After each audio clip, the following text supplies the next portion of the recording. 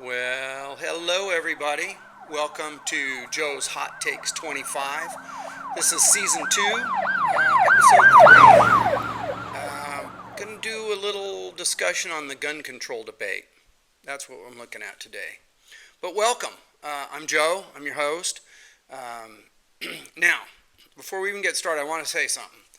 We know that hot takes, right, are usually those bold, unfiltered opinions that people throw out with little to no fact checking. You've seen it online, right? People shouting their opinions, and it's like it's gospel. But they've not done any fact checking, they're just making a hot take. What we like to do, we don't really roll that way here. We like to take a hot take, dig into it, check the facts, and then share what we find. So the goal, to provoke your thoughts, maybe even spark some real conversations about the stuff that we don't always want to talk about, or that we find that when we try to talk about it, we have conflicting discussions with people. But that's okay. Let's be curious. Let's be educated. Let's talk about things. That's how we learn. That's how we grow. Through educated discussion, not through shouting matches and protest signs and all this other stuff, right? Stay out of the comment sections of social media unless you fact check, unless you know what you're talking about, right? So, okay, gun control. Yeah, we're going there. Okay, so let's start out with just a little brief firearms history. Kind of a firearms 101. Excuse me. Firearms actually originated in China, interestingly, with the first known gunpowder weapon. It was called a fire lance, and its appearance began around the 10th century. That's a long time ago. And by the 13th or 14th century, we had hand cannons, which in a way were the first guns. But the fire lance is interesting. It's basically a spear with a gunpowder filled tube attached to it. It's very primitive, but it is deadly. It combined flame, smoke, and projectiles like little iron pellets, and its purpose was to shock and burn your enemy up close. So it was definitely used as a tool or as a weapon against other humans during conflict. So that eventually evolved into what we call the hand cannons and later firearms as we know them today. So now here's the question. Were firearms designed solely for killing people? Because really that's kind of the impression that I get. Firearms were really designed and put, and manufactured and enhanced for the sole purpose of killing people, killing other humans. But that's not exactly true. According to historians, and I did do a lot of research on this, and I even used Google's artificial intelligence summary on this topic just to see where I could see what I like to try different avenues of research to see if there's conflicting information. So, while some guns were designed for combat or self-defense, the sole purpose wasn't just to kill humans, and that's what I'm finding. They were tools of war, yes, but also instruments of hunting, sport, and eventually became recreational items, right? So a lot of people like to go out, target practice, stuff like that. Hunting, very, very important with firearms, dating way, way back. So now, the problem with firearms, problem with anything that's lethal like this is responsibility. So I think back at when the buffalo were roaming the plains in America, in the millions, and then all of a sudden it became a thing to kill the buffalo, get their hides, horns, different parts of the animal, and basically with the use of sophisticated for the time firearms, these people were able to go out and really almost wipe out our bison slash buffalo herds. So again, responsibility is key when you're talking about firearms. Okay, And as most of you know, I'm a retired police officer, so um, I've been, I grew up in Wyoming hunting. So I've been hunting with my dad. When I was 8, 9 years old, I'd carry my BB gun with him while he was, bird hunting or whatever. As I got older, hit 14, got my own handguns, my own rifles, shotguns, so that I could also participate and hunt big game and birds and things like that. And then eventually becoming a police officer. So for the majority of my life, I've owned guns, and for the majority of my life, seems kind of hard to say now, I've carried firearms. So I have a little bit of experience with firearms. Now, let's get into guns in modern America. All right. So, what about here in the U.S.? Right? How many guns are actually used for hunting or for sport shooting? So that's not an easy thing to pin down, right? I did a little research on this. Um, Here's the problem: a single firearm can serve multiple purposes. For instance, for example, if you will, a semi-automatic pistol, it can be used both for sport shooting or for home defense. Um, but I did look at some data, and here's some information I found. So let's go back to 2014. Okay, in 2014, spending on hunting made up about 51% of total firearms related spending, while target shooting made up the other 49%. So in 2014, we're 51% hunting, 49% target shooting, sports. That's the breakdown on the weapons. In 2024, there's an industry report that showed rifles still dominate over 40% of the sports gun market. Now, the hunting remains a key driver in that. So obviously rifles. And it's funny because I have people say, why would anybody need so many guns? Well, if you're a hunter, for example, you're going to probably have a shotgun for hunting birds.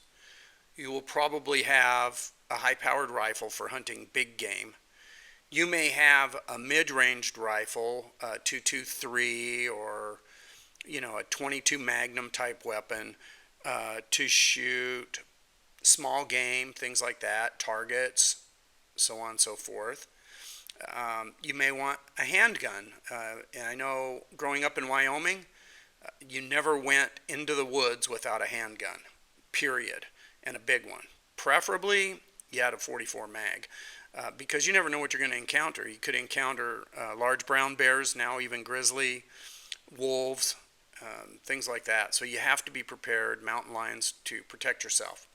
So, but the handguns are also very popular with sport shooting and targets, all kinds of stuff. And of course, probably the handgun is one of the more versatile and the more used firearms for self-protection.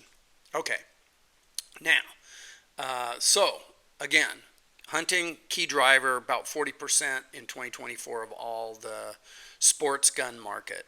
That was for hunting. Shotguns, now especially the 12 gauge models, right, are prized for their versatility. So they're great for both hunting and for competition. So it's really fun if you've ever gone out and shot trap and skeet. So much fun shooting the clay pigeons that come out of the targets. Some come from the ground, some come from out of a tower. So trap comes from the ground, skeet usually shoots out of a tower. Super fun, a lot of fun. Okay, and then there's the handguns, right? The semi-automatic pistol right now is the leader of the pack. The day of the revolver is diminishing. So back in 1989, when I became a police officer, the first weapon I carried on duty was a Smith & Wesson 6-inch barrel stainless steel 357 Magnum wheel gun, right? A 6-round cylinder in the gun. And you carried speed loaders, which carried 6 rounds, and they were round. And so after you got if you fired all 6 of your rounds, you dumped out your cylinder and you put the speed loader in and twisted it, and it dropped 6 rounds back in, and you closed it, and you were back in the firefight or back in the game. So, but boy, with the new semi-automatics coming out, and the more reliable semi-automatics that came out back in those days, it changed everything. It made rapid fire. You could fire faster, more accurately. Magazine change very, very quickly. To drop a magazine, reload the magazine, simple. So semi-automatics really became a leader in the market for sports and for self-defense. So, all right. So yeah, guns aren't all about violence, everyone. They really are not all about violence. There is a massive culture for sport competition, and there's a huge tradition tied to firearms. Now, keep in mind, right now on this podcast, I am talking about legally purchased firearms. Not talking about what the gangbangers are running around with their stolen guns, with the serial numbers filed off, with shotguns with the barrels cut down. Those are all illegal. Those are illegally obtained. I'm not talking about those. There's very little that we can do about controlling that at this point.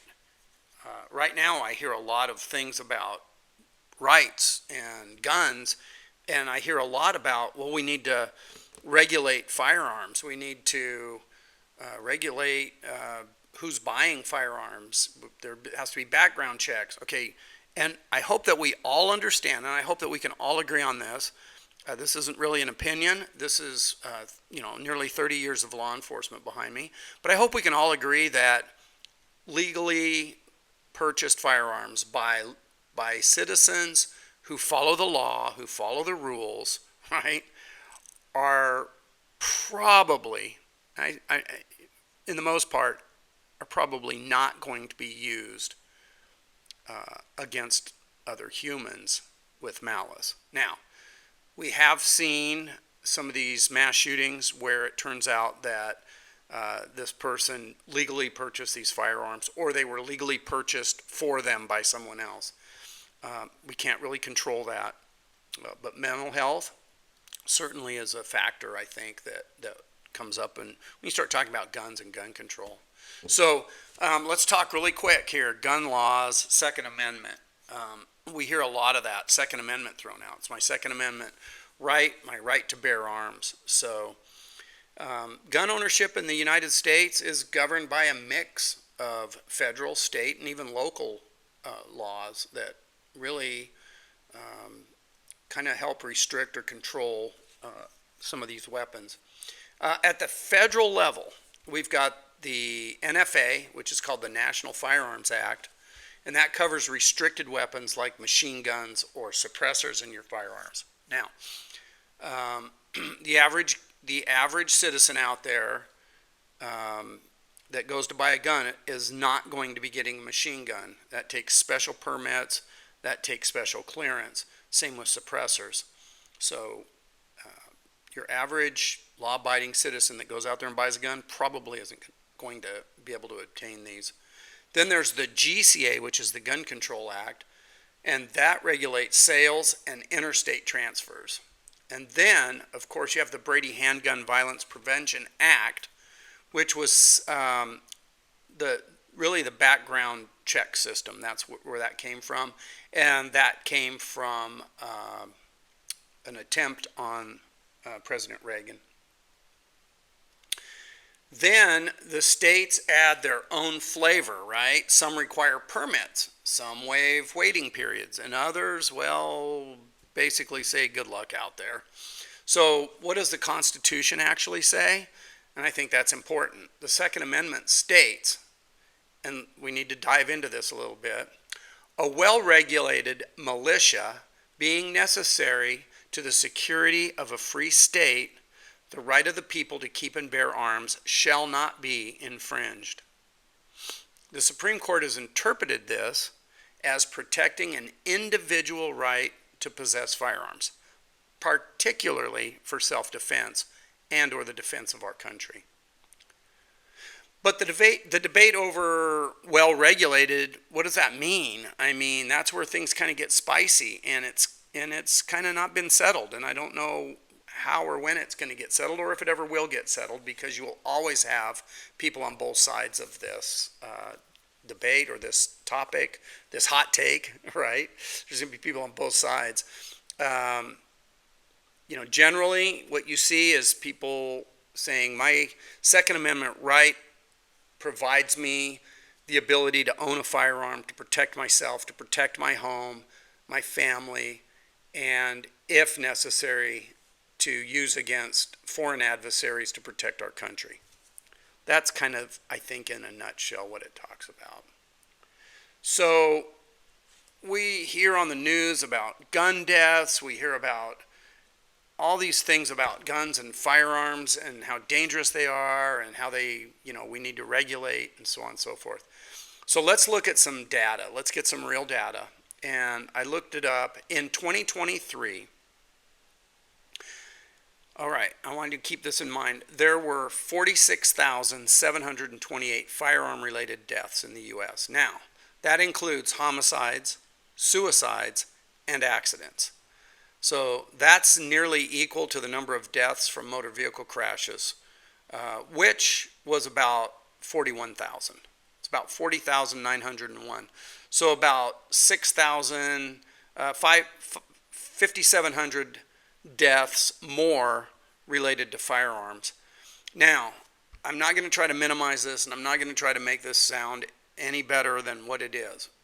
The loss of life is terrible. Absolutely. Not saying anything about that. But what I do want to say is when you take the overall population of the United States and you're looking at 87,000 people died in 2023 from firearms and motor vehicle crashes. Wow, that's a lot. But it is a small percentage also. Now, for the past 4 years, firearms have been the leading cause of death for children and teens, and that's ages 1 through 17. So let that sink in for just a moment. Let that sink in. Why? Why is that the leading cause of death for children and teens ages 1 to 17? And I think I have some answers for that. But let's keep going. Let's look at other weapons. Knives and cutting instruments, there were 1,562 deaths. Hands, fists, feet, 659 deaths. Explosives, very, very rare. So yeah, the gun numbers speak for themselves. It's a big number, 46,700 in 2023 lost their lives with weapons. Again, that's homicide, suicide, and accidental shootings. Okay, so what do you think's fueling this violence? What's fueling this 46,700 people in 2023, falling victim to gun violence? All right, well, here's the hot take question. Why are civilians using firearms for violence, right? Why? Why are civilians using firearms to perpetuate violence? Now, we see road rage. Of course, there's homicides. We'll never be able to stop that. Humans are humans. But these road rage incidents, these situations where people, instead of trying to either one, ignore the situation and just move on, or two, simply have a conversation about it, right? We don't have to be nasty. We can say, hey, dude, I'm sorry I cut you off. I apologize, or, guy cuts you off. Do you have to flip him off? And that provokes. I don't know. Look, be kind. That's my thing. I always tell people, be kind, just be kind. So is it the movies? Is it the video games? What is it? The glorified violence that floods our TVs every night, right? You can turn on the TV. I don't care what channel you watch. You can find somebody being killed on TV. And you don't have to use your imagination anymore, right? There's blood. There's brains flying out. It's disgusting. So on any given night, right, you can see people being shot, stabbed, blown up, whatever. Does this desensitize people? Does it make violence seem normal? Maybe that's what happens, right? People watch all this stuff, play video games, whatever. Maybe it desensitizes us. And then all of a sudden they're like, well, yeah, man, I'm going to pop a cap in this dude because he cut me off. Stupid. All right. Research shows, because I did do the research on this, you guys, that violent video games by themselves have little correlation to real world violence. So they really can't, researchers haven't been able to really tie these violent video games to real world violence. Now, is there an influence? Yeah, absolutely there is. But are kids playing video games and then they just go out and get a gun and decide, I'm going to video game shoot everybody? No, it doesn't seem like that's the thing. But here's what I did find. That TV and movies, different story. The repeated exposure to violent media has been linked to increased aggression, especially in children and adolescents. So these studies suggest it can even predict adult aggression later in life, though it's complicated and not the only factor. But movies, TV, definitely they're showing it has an impact. But if we're talking about real world contributors, I think from what I'm finding, mental health sits at the top of the list. So mental health concerns are probably the number one reason that we're seeing as much violence with firearms. Now, I do want to go back to TV and movies. How many of you watched a movie like Karate Kid? Or any of the Marvel movies, right? And your favorite character, Captain America, whoever. When you leave the movie theater, do you not have this feeling, this sense of, I could do that, I could be that? John Wick, I could do that, I could be John Wick, I could do that, right? So you have this feeling. Now, almost no one acts on that feeling. It's just a feeling. It's just a, what am I trying to say? It's like a fantasy feeling that we have that, oh yeah, I could do that. But we don't act on that. But some people do. So keep that in mind. So, mental illness. If it goes untreated, you guys, you combine that with violent influences from the media. Now you got your dangerous mix. Now you got your recipe for disaster. Now you have the guy that walks out of the theater and goes, I could be the Joker. I could be the Joker. I could do this.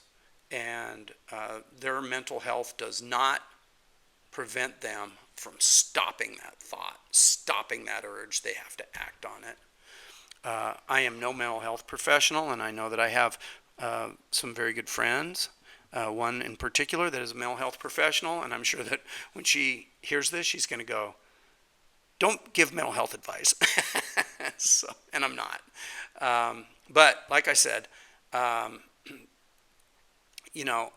firearms and firearm safety and the responsibility to be safe with firearms is really, I think, what we need to focus on.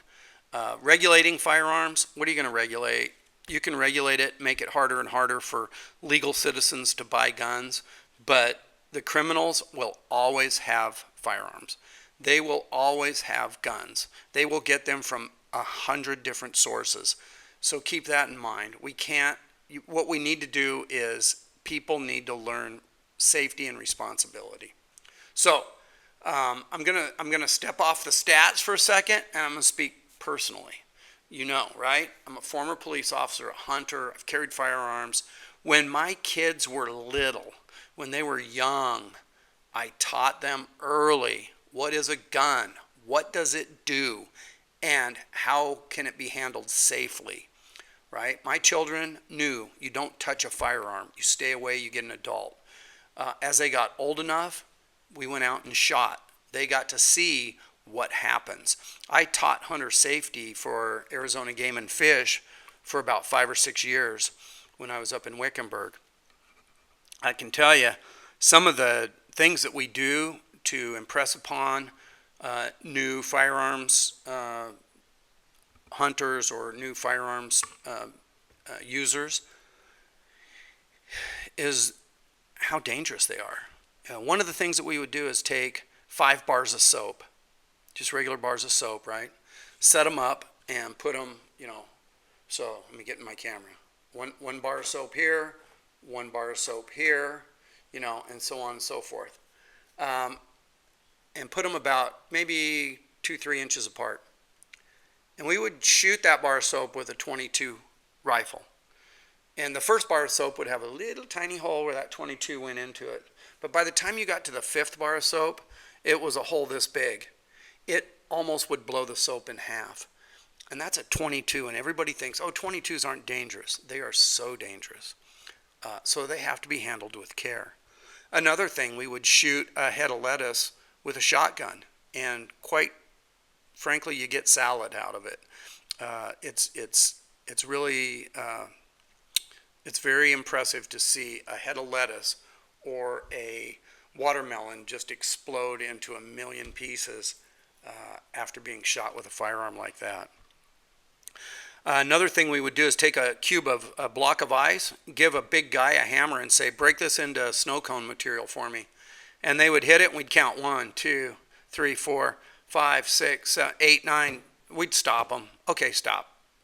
Then we would take a block of ice, sit it out there at about 50, 60 yards, and shoot it with a high-powered rifle, like something you'd hunt a deer with, a 270, 30-06, 308.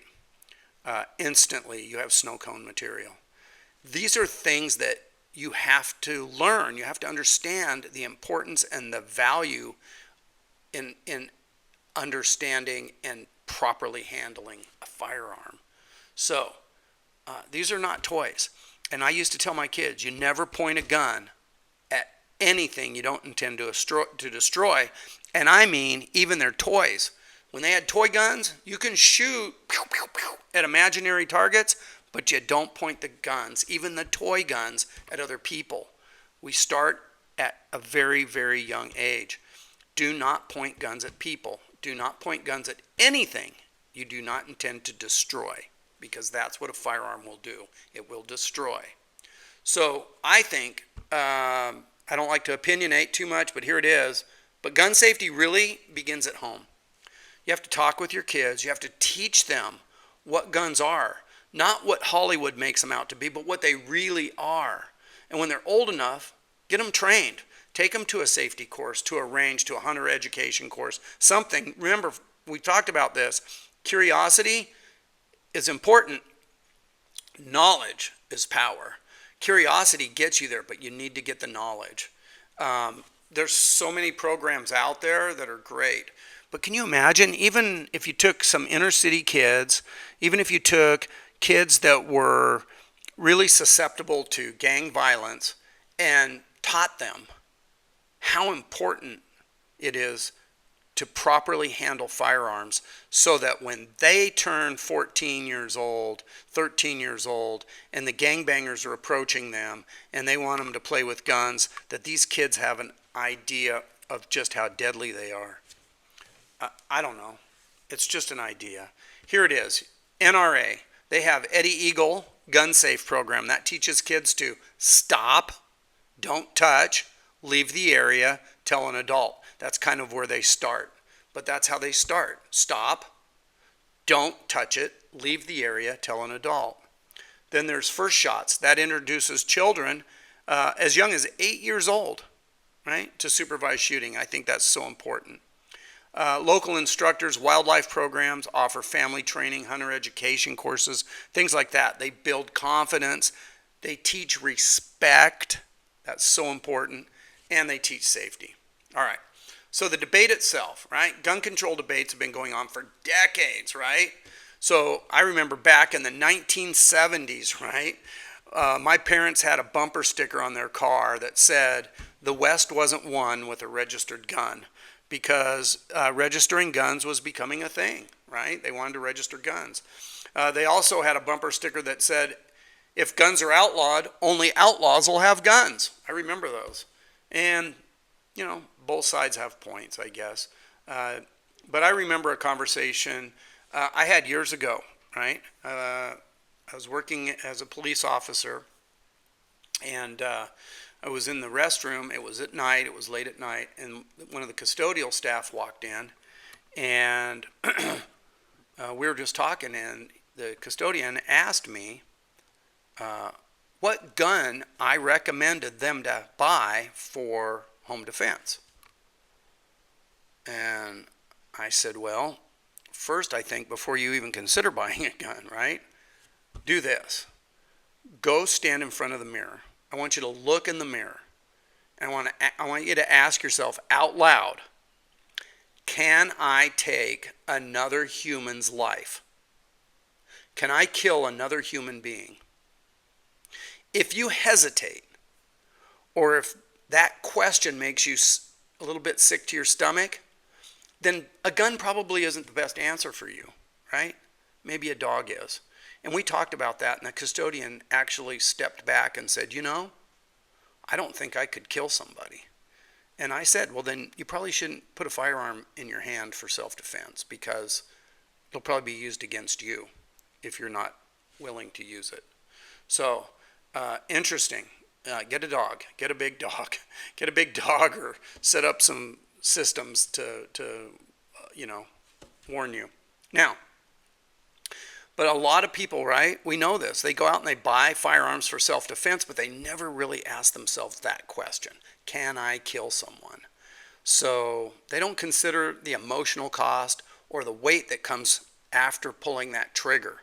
Because once you pull that trigger, you cannot take it back. You can't take it back. So let's really quick. I know I'm running past 30 minutes here, but I'll finish this up quickly. Listen, there's a human side when you pull that trigger. So a person's emotional response after shooting someone, whether it's intentionally, accidentally, or in self-defense, it can really vary widely. So there's the immediate shock and the disbelief, sometimes even emotional numbness that come from then after that, right? The weight, the validity of it now, it's valid. I've shot someone. You really have to put that in your mind. Now, I want to make it very, very clear here. I have never shot anyone. As a police officer, I never shot anyone. I've never shot at anyone. Thank God I'm going to knock on wood here. I made it through my career without shooting anyone, without being shot or shot at that I'm aware of, and I've never actually shot someone. Been close, eerily close, but it didn't happen. Now, then you have to think about this. This is the human side of this. After you pull that trigger, the next day, the next week, the next year, you still have the flashbacks. You still have the anxiety. You have the fear. And then there's guilt, especially when the event conflicts with someone's moral beliefs. If your moral beliefs are to not take human life, but you take human life, you have something to deal with. And that's why I say, ask yourself, can I do this? Can I live with myself if I do it? Now, military veterans, police officers, sometimes experience what's called moral injury. And that is a deep psychological wound caused by doing something that goes against your core values. Now, police officers, military is a little different, but police officers are trained to protect our citizens. We are trained as sheepdogs to protect the flock. That doesn't mean that you shoot the flock. You shoot the wolves, so to speak. But sometimes it's not really a wolf that you're engaging with. Sometimes it's a person having a really bad day or that has a mental health issue. And you're put in a position as a police officer where you may have to take their life. And you may have trouble with that, acknowledging the harm, forgiving yourself, and finding your purpose again. And that's not something any gun training or any legislation can prepare you for. Okay, that's just real life, folks. And I want you to think about that. If you're going to get a firearm to protect yourself or others, make sure that you're doing it for the right reasons and that you have the mental capacity to take that shot if you have to. All right, so where do we go from here? All right, it's the heart of the debate. Should there be stricter gun laws? Should we require mandatory safety classes or mental health screenings? Probably not a bad idea. I think safety training is always important. Mental health screenings definitely needs to be considered in some ways. I don't think it's fair to just mental health screen every person, right? I've always said this: if you get locked up in the insane asylum, it's easy to prove that you're crazy. It's really sometimes hard to prove that you're not. So, you try to prove your sanity, and people go, "Oh, this guy is so mentally challenged, so mentally ill that they can believe themselves, and now they think they're normal." So I always said, you can prove sanity. That's easy. How do you prove? Or you can prove insanity, not sanity. So maybe it's really not about laws. Maybe it's more common sense. Maybe it's more about educating, right? Education is key. Don't take guns away. Just make sure that the people that own them understand firearms and understand the responsibility that comes with owning them. Like I said, criminals are always going to exist, but law-abiding citizens, I was watching Landman the other day, and one of the characters said, does everybody have guns in Texas? And Billy Bob Thornton says, yeah, that's why we wave to each other when we're driving down the road, because everybody's got a gun. Not a bad idea. Keep it nice. Let's be nice to each other. So let's roll this up, you guys. I went past my 30. I know. I'm sorry. I apologize. Thank you for staying tuned. I'm going to wrap it up. That's the hot take, right? The hot take. The gun control debate. It's not going anywhere, and it probably shouldn't go anywhere. It should stick around because it's a conversation that matters. But a key word there is conversation. We have to have conversations, people. Screaming, yelling, protesting, that doesn't get anything done. Sitting down, having real conversations is how you're going to make changes. Now, whether you're for the stricter laws or you believe the Second Amendment is absolute, I don't know. But I think we can agree on this. Whichever side you're on, firearms demand respect. Respect them for what they can do. Respect them for the lives that they can take and also the lives that they can save. So what do you think? Do we need tighter laws or better education? Do we need more restrictions or more responsibility? Think about it, talk about it, get the word out, and see where it takes you. It's a great conversation. Listen, that's all I have today for Joe's Hot Takes 25. I want you to be safe. Please be safe. Please be kind. Always be kind. It's so important to be kind. And be curious. Always be curious and fact check. Okay? All right, folks. We'll see you next time. Bye.